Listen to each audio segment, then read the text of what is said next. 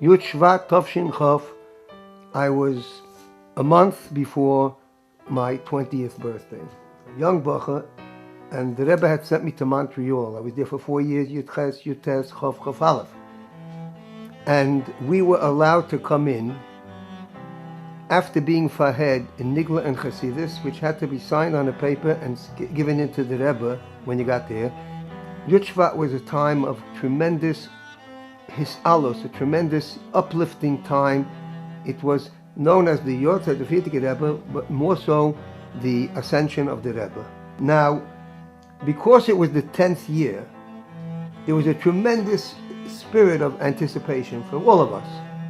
Then, when it was just a couple of times a year, the Rebbe Daven Fanomid, it was Yud Shevat and Chofav, his father's Yortzeit. His mother was alive at that time. Down in the Shalash, I mentioned, it was cold. It was the middle of the winter, freezing. So the davening was upstairs in the Zal, and it was packed as it could be.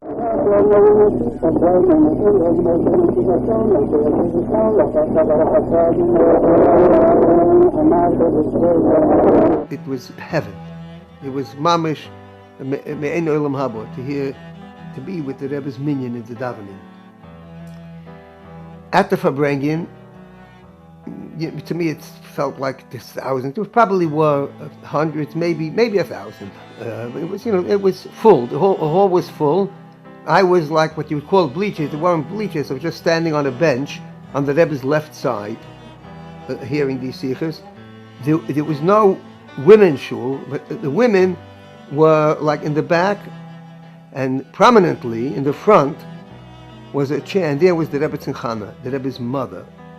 At the Farbrengen, because this was the 200th year of the Baal Shem Tov, in all Farbrengens, especially the large Farbrengens during the week, like Yud Tes Kislev, you could check there, it was totally about the Baal Shem Tov.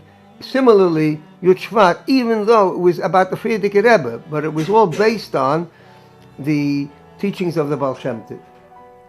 One of the examples is that the Baal Shem Tov's teaching about Tefillah Lo'oni Chiyatov, the poor person who wraps himself in prayer, V'lifnei Havaya, and before Hashem, he presents his prayer. What does it mean before Hashem? Lifnei Havaya can be translated as before, above, higher than Havaya.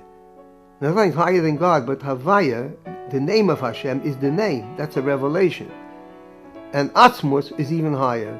And there's a famous mashal of the Baal Shem Tov. The Rebbe was extremely emotional about the person who comes to see the king.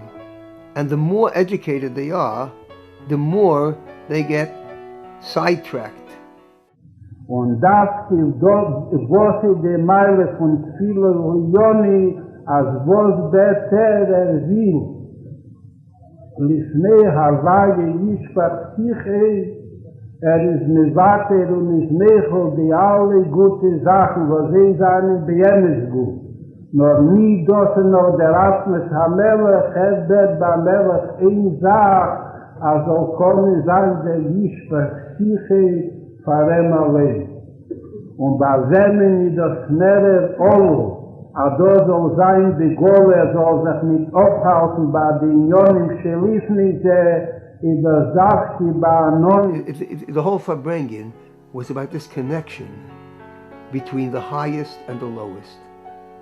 That the efforts that one does for people who seem to be the most remote really comes from the deepest aspects of Judaism.